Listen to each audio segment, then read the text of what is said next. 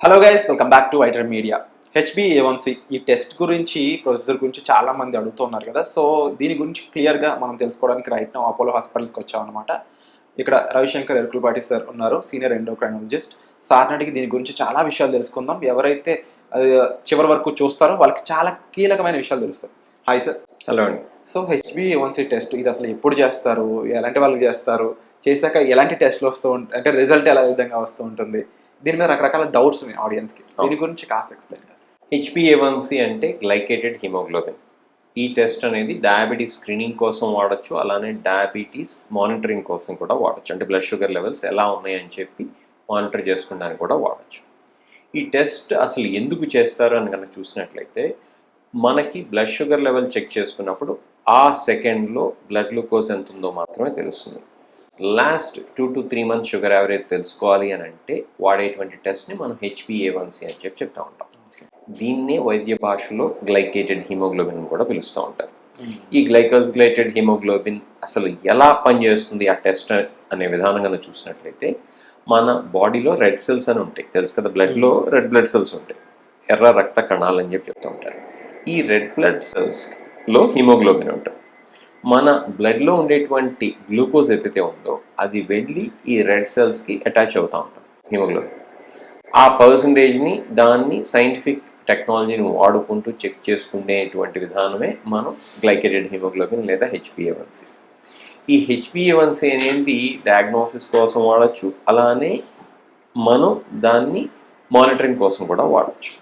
మొదటగా కనుక మనం డయాగ్నోసిస్ విషయానికి వచ్చినట్లయితే, HbA1c 5.7 లేదా అంతకన్నా ఎక్కువగా ఉంటే కనుక ప్రీ డయాబెటీస్ అని చెప్పి చెప్తాం.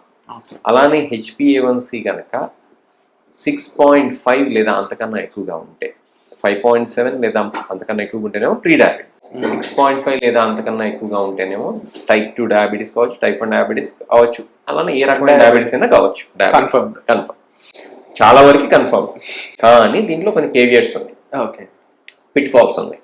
ఏంటవి అని కనుక చూసినట్లయితే, రక్తం తక్కువగా ఉంది, రక్తహీనత ఎనీమియా ఉంది, లేదా ఈ మధ్యలో లాస్ట్ ఫ్యూ మంత్స్లో బ్లడ్ ట్రాన్స్ఫ్యూషన్ కనుక అయ్యి ఉంది, లేదా ఏ కారణం చేతన బ్లడ్ లాస్ అయ్యి ఉంది, లేకపోతే ఆ వ్యక్తికి కనుక ఏ కారణం చేతన్నా సరే తెలసీమియా కానీ సికిల్ సెల్ ఎనీమియా లాంటి హిమోగ్లోబినోపతీస్ ఉన్నట్లయితే కనుక ఈ టెస్ట్ అనేది మనం వాడటానికి లేదు. ఏది డయాగ్నోసిస్ కోసం కావచ్చు, మానిటరింగ్ కోసం కావచ్చు. అలానే ప్రెగ్నెన్సీలో, అలానే కిడ్నీ పాడైపోయినటువంటి వాళ్ళల్లో, CKD పేషెంట్స్, CKD 4-5 వాళ్ళల్లో, డయాలసిస్ మీద ఉండేటువంటి వాళ్ళల్లో, అట్లనే లివర్ ఫెయిల్యూర్ పేషెంట్స్లో కూడా ఈ టెస్ట్ని మనం వాడటానికి కుదరదు. ఎందుకు కుదరదంటే, యురేమియా ఉన్నప్పుడు కానీ, లేకపోతే ప్రెగ్నెన్సీ అప్పుడు రెడ్ బ్లడ్ సెల్ టర్నోవర్ ఎక్కువగా ఉండొచ్చు కాబట్టి, అట్లానే ఎనీమియా ఉండొచ్చు కాబట్టి, అట్లానే ఈ లివర్ ఫెయిల్యూర్ ఉండేటువంటి వాళ్ళల్లో కూడా ఎనీమియా అనేది సర్వసాధారణంగా చూస్తుంటాం కాబట్టి, ఇటువంటి పరిస్థితుల్లో HbA1cని మనం కొలబద్ద కింద వాడటానికి లేదు. అలాంటి సందర్భాల్లో మనం వేరే పారామీటర్స్ని తీసుకుంటూ ఉంటాం. కొన్ని సందర్భాల్లో ఫ్రక్టోజమైన్ టెస్ట్ని చూస్తాం. కొన్ని సందర్భాల్లో అయితే ఫారిన్ కంట్రీస్లో అయితే కనుక గ్లైకేటెడ్ ఆల్బుమిన్ వాడుతూ ఉంటారు. బట్ అన్ని సందర్భాల్లో పనిచేయదు. కొన్ని సందర్భాల్లో CGM అని ఉంటుంది కదా, ఇక్కడ చిన్న ప్యాచ్, దాన్ని వాడుతూ ఉంటాం. కొన్నిసార్లు అయితే కనుక ల్యాబ్ గ్లూకోజ్ కానీ గ్లూకోమెట్రీ రీడింగ్స్ మాత్రమే మనం వాడుకుంటూ ఉంటాం. ఇవి పిట్ ఫాల్స్ అనమాట.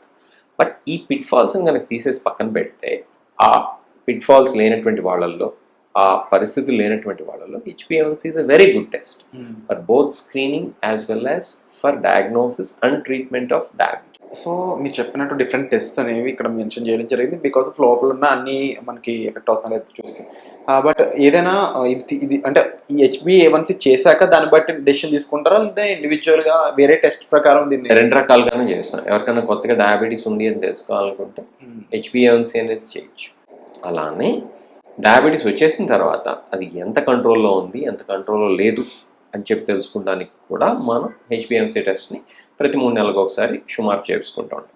ప్రెగ్నెన్సీ లాంటి సందర్భాల్లో అయితే ఎక్కువ ఫ్రీక్వెంట్గా కూడా చేస్తుంటాం, కొన్నిసార్లు నెలకోసారి కూడా చేస్తుంటాం. ఇవి మనం ఆ వ్యక్తి కంట్రోల్ ఎలా ఉంది అనేది దాన్ని బట్టి చేస్తాం. ఫర్ ఎగ్జాంపుల్ HbA1c కనుక ఎప్పుడు 6.3, 6.4 ఉండేటువంటి వాళ్ళు ఉంటారు. వాళ్ళు కొంచెం కొన్ని వారాలు అటు ఇటు అయినా పర్లేదు, బట్ ఇన్ జనరల్గా అయితే 3 monthsకి ఒకసారి మానిటరింగ్ కోసం అని చెప్పి చేస్తూ ఉంటాం అనమాట. సో యూజువల్లీ ఇది 7 పైన ఉందంటే ఇంకా ప్రాపర్, మీరు అన్నాడు మళ్ళీ దానికి అకార్డింగ్లీ చూసుకొని 6.5 లేదా అంతకన్నా ఎక్కువగా ఉంటే యూజువల్లీ అది డయాబెటీస్, అన్లెస్ ఇంతకుముందు నేను చెప్పినటువంటి కేవియట్స్ ఉంటే తప్పితే. సో మనకి గైడ్ లైన్స్ ప్రకారం, ఏడిఏ గైడ్ లైన్స్ ప్రకారం ఏంటంటే హెచ్బిఏవన్సీ అనేది ఇన్ జనరల్ ఒక నార్మల్ అడల్ట్ ఇండివిజువల్లో 7 కన్నా తక్కువగా ఉంచుకోవాలి. ఏది షుగర్ కంట్రోల్ సరిగ్గా ఉంది అని చెప్పుకోవడానికి, ప్లస్ ఆ కాంప్లికేషన్స్ ఏవైతే ఉన్నాయో డయాబెటీస్ వల్ల వచ్చేవి, ఆ కాంప్లికేషన్స్ రాకుండా చూసుకుంటాం కోసం వచ్చేవి. మనకి టెస్ట్ ప్రొసీజర్ ఎలా ఉంటుంది డాక్టర్? ఎంత టైంలో మన రిజల్ట్ అనేది ఉంటుంది? ఇది యూజువల్గా పాయింట్ ఆఫ్ కేర్ టెస్టింగ్ కూడా కొన్ని చోట్ల అందుబాటులో ఉంది. అంటే ఈ టెస్ట్ చేసిన 5 నిమిషాలు 10 నిమిషాల్లో కూడా రిజల్ట్ అందుబాటులో ఉంటుంది. ఇన్ జనరల్ అయితే కనుక ల్యాబ్స్లో చేసేటువంటి టెస్ట్ 3-4 hours పడుతుంది. యూజువల్ డిఫరెన్స్ ఉంటుందా ఎకరేష్ రెండు? ఇన్ జనరల్ స్టాండర్డైజ్డ్ మెథడాలజీ కనుక వాడుకుంటారు కాబట్టి చాలా ల్యాబ్స్లో స్టాండర్డైజే వస్తుంది. కాకపోతే చాలా ల్యాబ్స్లో ఎక్కడైతే స్టాండర్డైజేషన్ ఉండదో, ఎక్కడైతే క్వాలిటీ కంట్రోల్ సరిగ్గా ఉండదో, ఎక్కడైతే సరైనటువంటి కిట్ ఎస్ఏస్ వాడరో అక్కడ ప్రాబ్లమ్స్ వస్తాయి. అందుకే మనం స్టాండర్డ్ ల్యాబ్స్లో మాత్రమే ఈ టెస్ట్ చేయించుకోవాల్సి ఉంటుంది. ఉదాహరణకి వారంలో ఒక్క టెస్ట్ లేదా కనీసం 2 టెస్ట్ అయినా కూడా లోకల్ ల్యాబ్స్లో, చిన్న చిన్న ల్యాబ్స్లో, క్వాలిటీ కంట్రోల్ లేనటువంటి ల్యాబ్స్లో, పెద్ద ల్యాబ్స్ అయినా కూడా క్వాలిటీ కంట్రోల్ కానీ సరిగ్గా మెయింటైన్ చేయకపోతే అటువంటి ల్యాబ్స్లో ఈ హెచ్బిఏవన్సీ లాంటి రిపోర్ట్స్ తప్పు వచ్చేటువంటి అవకాశం ఉంటుంది. మేము చూస్తూనే ఉంటాం. మళ్ళీ రిపీట్ చేపిస్తే మా ల్యాబ్లోనో లేకపోతే బయట స్టాండర్డ్ ల్యాబ్స్లో వేరే చోట్లైనా సరే అప్పుడు ఆ ఒరిజినల్గా వాళ్ళు లోకల్ ల్యాబ్లో చిన్న చితక ల్యాబ్స్లో చేసినటువంటి రిపోర్ట్ తప్పు అనేటువంటి విషయం మాకు దాని ద్వారా తెలుస్తుంది. సో పేషెంట్స్ ఇక్కడ కూడా కొంచెం జాగ్రత్త పడాలి. ఎప్పుడైనా సరే స్టాండర్డ్ ల్యాబ్లో చేయించుకుంటే మంచిది. అలానే ఈ శాంపుల్ ఫాస్టింగ్లో ఇవ్వాలి అనేటువంటి ఒక మిస్కన్సెప్షన్ ఉంది. ఇది ఫాస్టింగ్లో చేయాల్సినటువంటి టెస్ట్ కానే కాదు. ఇది నాన్ ఫాస్టింగ్ స్టేట్లో ర్యాండమ్గా ఇప్పుడు కూడా చేసేసుకోవచ్చు, భోజనం చేశాక కూడా. అంటే మీరు చెప్పారు కదా మధ్యలో కూడా 3 months ఒకసారి ఇలా చేస్తామని, ఆ టైంలో మెడికేషన్ ఉంటుంది కదా, మెడికేషన్ ఫాలో అయ్యాక కూడా టెస్ట్ వెళ్ళొచ్చా, లేదంటే ఆ టెస్ట్ చేసేటప్పుడు మెడికేషన్ ఫాలో అవ్వ? మెడికేషన్ వాడుతున్నారా లేదా అనే దాంతో సంబంధం లేదు. ఓకే. అలానే భోజనం చేశారా లేదా అనేటువంటి దాంతో సంబంధం లేదు. హెచ్బిఏవన్సీ టెస్ట్ అనేది లాస్ట్ 2 to 3 months షుగర్ యావరేజ్ని మనకు తెలియజెప్తుంది కాబట్టి మనం ఎప్పుడైనా చేసుకోవచ్చు. It really doesn't matter whether you're taking tablets or not, whether you had your meals or not. You can just do the test. So ఫైనల్గా ఇలాంటి టెస్ట్ చేయించుకోవాలని ఒక కామన్ ఆడియన్స్ తెలుసుకోవాలంటే వాళ్ళకి ఎలాంటి సిమ్టమ్స్ వస్తున్నప్పుడు కొంచెం దీనికి వెంటనే ఆప్ట్ అవ్వడం బెస్ట్ అంటే? మనకి strong family history of diabetes ఉన్నా, మనం ఊబకాయం లాంటి సమస్యల నుంచి బాధపడుతున్నా, బ్లడ్ ప్రెషర్ లాంటి సమస్యలు ఉన్నా, స్మోకింగ్ హిస్టరీ ఉన్నా, అట్లానే మనకి సిమ్టమ్స్ ఏమైనా ఉన్నా. సిమ్టమ్స్ అంటే ఏంటి? ఆస్మాటిక్ సిమ్టమ్స్ అని చెప్తాం. అంటే దప్పిక ఎక్కువగా ఉంటాం, యూరిన్కి ఎక్కువగా వెళ్లాల్సి రావటం, అట్లానే రాత్రిళ్ళు నిద్రలో యూరిన్ కోసం ఎక్కువసార్లు లెగవాల్సి రావటం, ఇలాంటి సిమ్టమ్స్ ఉన్న సైన్స్ ఉన్నా మనం చేయించుకోవాలి. అవే కాకుండా దెబ్బలు సరిగ్గా తగ్గకపోతున్నా కూడా మనం డయాబెటీస్ ఉందని చెప్పి సస్పెక్ట్ చేయాల్సింది. అట్లానే అన్డ్యూ టైర్డ్నెస్, అన్ఎక్స్ప్లెయిన్ టైర్డ్నెస్ ఉన్నా, అట్లానే మనకు తెలియకుండానే బరువు కనుక కోల్పోతున్నా కూడా మనం చేయాల్సి ఉంటుంది. అలానే ఇదివరకు ప్రీ డయాబెటీస్ ఉన్నా, పాలిసిస్టిక్ ఓవేరియన్ సిండ్రోమ్ లాంటి డయాగ్నోసిస్ ఉన్నా కూడా మనం ఈ టెస్ట్ని చేయించుకోవాల్సి ఉంటుంది. ఈ టెస్ట్ కానీ లేకపోతే ఫాస్టింగ్ అండ్ ఇది 2 hour post prandial meal glucose test కానీ వీటిని వాడుకుని మాత్రమే మనం డయాబెటీస్ డయాగ్నోసిస్ని చేస్తాం. కాబట్టి ఏదో ఒక టెస్ట్ అయితే కనుక కంపల్సరీ చేసుకోవచ్చు. సో ఈ మాంజోరో ఇంజెక్షన్ నాకు చెప్పినట్లు గూగుల్ చేసుకొని మాకు ఇది సూట్ అవుతుంది, వర్క్ అవుతుంది అని చెప్పేసి డిసైడ్ అయిపోయి డాక్టర్ కన్నా మాకే ఎక్కువ తెలుసు అనుకునే చాలా మంది ఉన్నారన్నమాట market. Okay. But what is Mounjaro injection? దేనికి ఉపయోగిస్తారు? దీని ఎఫెక్ట్స్ ఏంటి కాస్త చెప్తారు? గూగుల్లో సెర్చ్ చేసుకుని మందులైతే మొదలు పెట్టకూడదు. కాకపోతే గూగుల్లో సెర్చ్ చేసుకుని ఈ మందు మనకు ఉపయోగపడుతుందా అనేటువంటి క్వెరీ అయితే మనం చెక్ చేసుకోవచ్చు. But you have to use only upon the prescription of a doctor. This is a prescription medicine. This is not an over-the-counter medicine.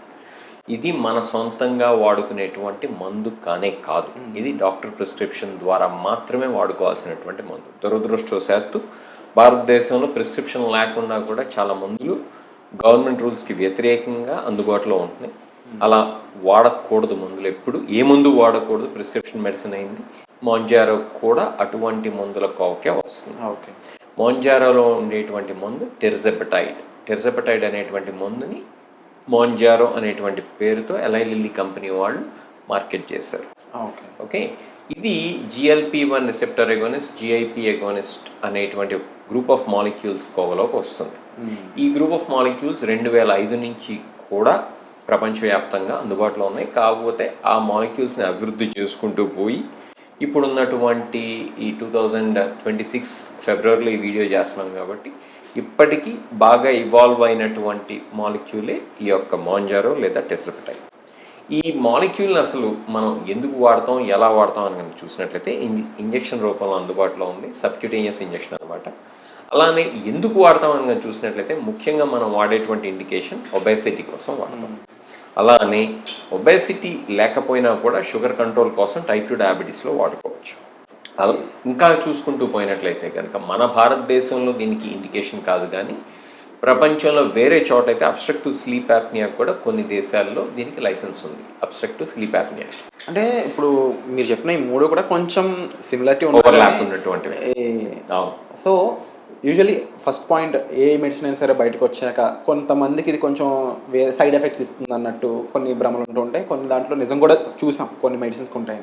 So ఈ దీనికి కూడా సైడ్ ఎఫెక్ట్స్ లాంటివి ఉన్నాయా? ఇది యూజ్ చేయడం అందరికీ కరెక్ట్ కాదంటారా? చెప్తారు. సైడ్ ఎఫెక్ట్ లేనటువంటి మందు లేదు. అసలు ఏ సైడ్ ఎఫెక్ట్ లేకుండా ఒక మందు ఉంది అని కనుక ఎవరన్నా చెప్తుంటే అది పూర్తిగా అబద్ధం.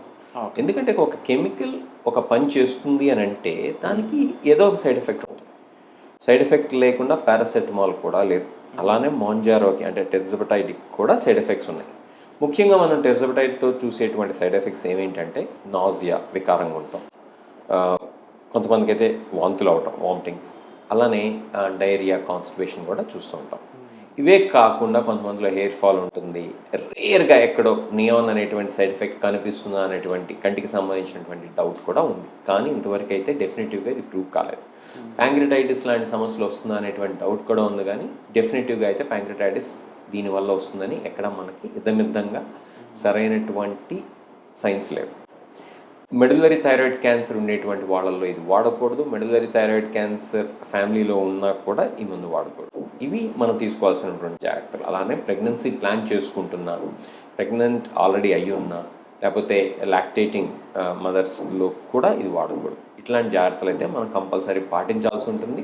ఇవే కాకుండా ఇదివరకు గ్యాస్ట్రోపెరసిస్ లాంటి సమస్యలు ఉన్నా కూడా మనం ఈ మందుల్ని వాడాలా లేదా అనేది డాక్టర్ల పర్యవేక్షణలో మాత్రమే సరైనటువంటి ఇండికేషన్స్ ఉంటేనే జాగ్రత్తగా ఆలోచించి మరీ వాడుకోవాల్సి. స్పెసిఫిక్గా ఏజ్ గ్రూప్ అనేది కూడా ఉందా దీన్ని యూజ్ చేయండి, లేదంటే సెటన్ ఏజ్ దాటాక ఇది యూజ్ చేయకూడదు అలాంటి రెస్ట్రిక్షన్స్? ఇండియాలో అయితే ఇది 18+ ఏజ్ గ్రూప్లో మాత్రమే లైసెన్స్. అది కూడా ఇది ఒబేసిటీ అంటే మళ్ళీ అక్కడ బిఎంఐ క్రైటీరియా ఉంది. బిఎంఐ 30 ఆర్ మోర్ ఉండి మనం వాడుకోవచ్చు, లేదా BMI 27 or more with associated comorbidities due to obesity. Okay, అంటే అది it could be any comorbidity due to obesity. For example మనం ప్రీ డయాబెటీస్ తీసుకోవచ్చు, లేకపోతే ఏ కాంప్లికేషన్ తీసుకోవచ్చు. ఓకే, ఒబేసిటీ రిలేటెడ్ కూడా వాడుకోవచ్చు. బట్ మనం స్ట్రిక్ట్గా కనుక చూసుకున్నట్లయితే అవుట్ ఆఫ్ లైసెన్స్ కూడా కొన్ని సందర్భాల్లో డాక్టర్స్ అనేది పేషెంట్తో డిస్కస్ చేసి వాడటం అనేది జరుగుతుంది. కాకపోతే ఇది అవుట్ ఆఫ్ లైసెన్స్ యూసేజ్ మాత్రమే. ఇన్ జనరల్ అయితే కనుక మనం వాడేది డయాబెటీస్, టైప్ 2 డయాబెటీస్, అది కూడా ట్రీట్మెంట్ కోసం, అలానే ఒబేసిటీ ట్రీట్మెంట్ కోసం, లేదా రెండు ఉన్నా కూడా ట్రీట్మెంట్ కోసం. మనం వేరే బెనిఫిట్స్ ఏమైనా ఉంటాయా అని కనుక చూసినట్లయితే దీనికి పాలిసిస్టిక్ ఒవేరియన్ సిండ్రోమ్లో బెనిఫిట్స్ ఉండొచ్చు, అలానే మ్యాసిల్ది లేదా ఫ్యాటీ లివర్లో బెనిఫిట్స్ ఉండొచ్చు, ఆస్టియోఆర్థరైటిస్ ఆఫ్ ద నీస్ అంటే మోకాళ్ళ నొప్పులు బరువు వల్ల కనుక వస్తున్నట్లయితే కనుక అరిగిపోయి ఆస్టియోఆర్థరైటిస్ వల్ల అప్పుడు బెనిఫిట్ ఉండొచ్చు. అలానే ఇంతకుముందు మనం చెప్పుకున్నటువంటి అబ్స్ట్రక్టివ్ స్లీప్ యాప్నియాలో బెనిఫిట్ ఉండొచ్చు. గుండె జబ్బులు ఉండేటువంటి వాళ్ళలో, ముఖ్యంగా ఎథెరోస్క్లెరోటిక్ హార్ట్ డిసీజ్ ఉండేటువంటి వాళ్ళలో బెనిఫిట్స్ ఉండొచ్చు. ఇట్లాంటివన్నిటినీ కూడా మనం ఇది కన్సిడరేషన్లో తీసుకోవాల్సి ఉంటుంది. మీరు ఫ్యాటీ లివర్ అనేది మెన్షన్ చేయడం జరిగింది ఇక్కడ. సో యూజువల్లీ బాడీలో ఫ్యాట్ పర్సెంటేజ్ పెరుగుతున్నప్పుడు వెయిట్ ఒబేస్ అవుతూ ఉంటారు. సో వాళ్ళకి ఏంటంటే యూజువల్లీ హార్ట్కి సంబంధించిన ఇష్యూస్ కూడా వస్తుంటాయి అనేది నెక్స్ట్ లెవెల్ చెప్తా ఉంటారు. సో హార్ట్ పేషెంట్స్ పరిస్థితి ఏంటి? ఇది యూజ్ చేయొచ్చా? ఇంకా దీనివల్ల ఏమైనా బెటర్ బెనిఫిట్స్ ఉంటా, లేదంటే ఏమైనా మైనస్ అయ్యే ఛాన్స్? సెమాగ్లూటైడ్ అనేది ఏదైతే ఉందో దీని కజిన్ మాలిక్యూల్, ఓకే, అది స్టడీస్లో ఇది ఈ గుండె జబ్బులు, ఎథెరోస్క్లెరోటిక్ హార్ట్ డిసీజ్ ఉండేటువంటి వాళ్ళలో వాడినట్లయితే మంచిదని చెప్పి బయటపడి, అలానే సికేడి కిడ్నీ డిసీజ్ ఉండేటువంటి వాళ్ళల్లో కూడా బెనిఫిషియల్ ఎఫెక్ట్ ఉంటుంది టైప్ 2 డయాబెటీస్ ఉన్నటువంటి వాళ్ళలో అని చెప్పి బయటపడే.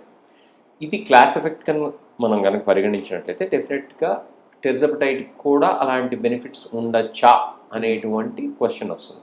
కాబట్టి మనం క్లాస్ ఎఫెక్ట్ కిందే కొంతమేరకు పరిగణించాల్సి వస్తుంది. కాబట్టి టెర్జపటైడ్ విషయంలో కూడా మనం ఈ బెనిఫిషియల్ ఎఫెక్ట్స్ ఉండొచ్చు అని భావించవచ్చు కొంతవరకైనా. మనం ఫ్యాట్ని కనుక తీసుకున్నట్లయితే ఫ్యాట్ అనేది శరీరం మొత్తం మీద ప్రభావం చూపిస్తూ ఉంటుంది. ఫ్యాట్ అనేది కేవలం బొగ్గలో మాత్రమే ఉండదు, లేకపోతే పొట్టలో మాత్రమే ఉండదు. అది మనకి బ్లడ్ వెజల్స్లోనూ ఉంటుంది, లివర్లోనూ ఉంటుంది. అది ఇండైరెక్ట్గా డైరెక్ట్గా కూడా ఇన్ఫర్టిలిటీ ఇష్యూస్ కాజ్ చేయొచ్చు, లేదా పాలిసిస్టిక్ ఓవేరియన్ సిండ్రోమ్ కాజ్ చేయొచ్చు, లేకపోతే osteoarthritis of the knees cause చేయొచ్చు. కాబట్టి మనం దీన్ని హోలిస్టిక్ ప్రాబ్లం కింద పరిగణించి మనం టెర్జపటైడ్ని వాడుకుంటాం అనేది చేస్తూ ఉంటాం. అదే విషయం సెమాగ్లటైడ్కి కూడా వర్తిస్తుంది. సెమాగ్లటైడ్ అంటే ఓజెంపిక్ లేదా వీగోవి అనేటువంటి పేర్లతో ఇవాళ రోజున మార్కెట్లో ఉంది. రేపు మార్చి నుంచి అయితే సెమాగ్లటైడ్ జెనరిక్ ప్రొడక్ట్ కింద కూడా మార్కెట్లోకి రాబోతుంది. ఓకే. అండ్ యూజువల్లీ ప్రతి ఒక్కరు ఇన్ జనరల్గా దీన్ని తెలుసుకోవాలనుకున్న ఒక కామన్ పాయింట్ కాస్ట్. ఇవాళ రోజునైతే స్టార్టింగ్ డోస్ సుమారు 14-15 వేల నుంచి మార్కెట్లో అందుబాటులో ఉంది. ఇది నేను చెప్తుంది టెర్జపటైడ్ 2.5 mg starting dose. Okay. Dose పెరిగే కొద్దీ కాస్ట్ పెరుగుతుంది, 25,000 దాకా కూడా అవుతుంది. ఇది స్టార్టింగ్ డోస్ 2.5, తర్వాత గ్రాడ్యువల్గా మనం టాలరేట్ చేస్తుంటే కనుక 5 పెంచుతాం. అట్లానే తర్వాత ఇంకా టాలరేట్ చేస్తుంది 7.5, తర్వాత 10, తర్వాత 12.5, 15 దాకా కూడా వెళ్తాం. మెయింటెనెన్స్ డోస్ అయితే యూజువల్గా 7.5, 10 mg. కొంతమందిలో అయితే 5 mg కూడా సరిపోతుంది, కొంతమందిలో 2.5 mg. అందుకే నేను చెప్పొచ్చేది ఇది కేవలం ఒక ఎండోక్రినాలజిస్ట్ లేదా ఒక సీనియర్ ఎక్స్పీరియన్స్డ్ ఫిజిషియన్ పర్యవేక్షణలో మాత్రమే వాడుకోవాలి తప్పితే ఎట్లా పడితే అట్లా గుడ్డిగా వీడియోలు చూసి వాడుకునేటువంటి మందు కానీ కాదు. అండ్ ఇది యూజువల్లీ మీరు అన్నారు కదా ఇంత అమౌంట్లో ఇస్తూ ఉంటాం అనేది, బట్ మేమేమో గవర్నమెంట్ వాళ్ళు ప్లస్ ఫార్మా కంపెనీస్ ఇది యూజువల్గా ఏముందైనా సరే రేట్ డిసైడ్ చేస్తాయి. ఈ విషయంలో ఫార్మా కంపెనీ డిసైడ్ చేస్తుంది. సో ఇది పేషెంట్కి ఎలాంటి ఇంటర్వెల్స్లో ఇస్తారు? లైక్ ఈ మెడికేషన్ మనం వాడేది వీక్లీ ఇంటర్వెల్లో ఇస్తాం. మనం ఒక్కో పెన్లో 4, ఇక్కడ ఎగ్జాంపుల్ పెన్ కూడా ఉంది మన దగ్గర. ఇది మౌంజారో పెన్. ఇది కూడా చెప్తున్నాను, ఇది అడ్వర్టైజ్మెంట్ లాగా తీసుకోకూడదు దీన్ని. ఇది మనం మార్కెట్లో అందుబాటులో ఉంది ఒబేసిటీ ఉండే వాళ్ళకి అని చెప్తున్నాం. ఇది కేవలం డాక్టర్ల పర్యవేక్షణలో ఎవరికి అవసరమో వాళ్ళల్లో మాత్రమే వాడుకోవాలి తప్పితే ఇది ఇంటి పక్కన వాళ్ళు వాడుతున్నారు కదా అని చెప్పి, లేకపోతే ఏదో వీడియోలో ఒక డాక్టర్ గారు చెప్పారా కదా అని చెప్పి గుడ్డిగా వాడే ముందు కానే కాదు. ఓకే, ఇలా ఉంటుంది పెన్ను. చాలా తేలిగ్గా వాడుకోవచ్చు. ఇది ఎవరికి వాళ్ళే ఇంజెక్ట్ చేసుకోవచ్చు ఒకసారి ట్రైన్ చేసిన తర్వాత. సో ఇక్కడ నీడిలో అనేది పెట్టుకుంటాం, ఇట్లా డైల్ చేస్తారు, చేసిన తర్వాత ఎవరికి వాళ్ళు ఇంజెక్ట్ చేసుకుంటారు. ఓకే, ఇది ఒక్కొక్క పెన్లో 4 doses వస్తాయి. ఫస్ట్ డోస్ యూజువల్గా మేమేం చేస్తామంటే ఇక్కడ నేర్పిస్తాం. సెకండ్, థర్డ్, ఫోర్త్ డోస్ వాళ్ళే చేసుకుంటారు. పొట్టమే చేసుకోవచ్చు. సబ్క్యూటేనియస్ ఇంజెక్షన్ అనమాట. చేసే ముందు మీ కన్సర్న్తో చేసుకుని మేము నేర్పిస్తాం. నేను కాదు, మా అసిస్టెంట్స్ ఎవరైతే ఉన్నారో లేకపోతే ఇక్కడ డయాబెటీస్ కౌన్సిలర్స్ ఎవరైతే ఉన్నారో వాళ్ళు నేర్పిస్తాం. Thank you so much doctor. Just క్వశ్చన్కి ఆన్సరే కాకుండా మాకు విజిబుల్గా అసలు ఏంటి ఆ పెన్ ఎలా ఉంటుంది అనేది కూడా మాకు చూపించినందుకు. సో విన్నారు కదండి, ఇక్కడ మేజర్ పాయింట్ మీరు అర్థం చేసుకోవాల్సింది ఏంటి అంటే ప్రొఫెషనల్స్ని మీట్ అయ్యండి. ఇప్పుడు హెల్త్లో డాక్టర్స్ అయి ఉండొచ్చు, వాళ్ళు మీట్ అయ్యి వాళ్ళు ఇచ్చే సజెషన్ ద్వారా మనకి ఏది ఒక ఇండివిజువల్కి ఉన్న ప్రాబ్లం ఇంకో ఇండివిజువల్కి ఉండకపోవచ్చు. కంపారిజన్ అనేది చాలా రాంగ్ ఉంటుంది. పక్కవాడికి ఉంది కాబట్టి వాడికి సూట్ అయ్యే ఎఫెక్ట్స్ అని మీకు అవుతాయి అనేది క్లియర్లీ బ్లైండ్ ఫోల్డ్ చేస్తాయి మిమ్మల్ని. సో అలా అవ్వకుండా జనరల్గా మీరు డెసిషన్ తీసుకోకుండా డాక్టర్స్ని విజిట్ అవ్వండి, వాళ్ళ సర్వీస్ తీసుకోండి, వాళ్ళు చెప్పిన విధంగా ఫాలో అయితే బెటర్ హెల్త్ అనేది మీ చేతుల్లో ఉంటుంది. సో ఇది ఈరోజు ఎపిసోడ్. వచ్చే ఎపిసోడ్లో మళ్ళీ కలుద్దాం. Thank you so much doctor. My pleasure. And for more videos, please subscribe to iDream. Please subscribe to iDream. Please subscribe iDream. And please subscribe to iDream. For more videos, subscribe to iDream. please like, share and subscribe to the channel. Congratulations, iDream. Subscribe to iDream. Subscribe to iDream. So subscribe to iDream Media. iDream ki iDream team andarki huge congratulations. Please subscribe iDream Media. Please subscribe to iDream. Subscribe iDream. Please subscribe to iDream. iDream అంటే నా కళల ఛానల్ను subscribe చేసుకున్న నోరు తిరుగుతలేదు, మీరైతే గంట గుర్తు కొట్టండి. For more such videos, please subscribe to iDream. Subscribe to iDream. Please subscribe to iDream. Please subscribe iDream Media. Please do subscribe to iDream. Please subscribe to iDream Media. For best entertainment and information, please subscribe iDream. And don't forget to subscribe to iDream.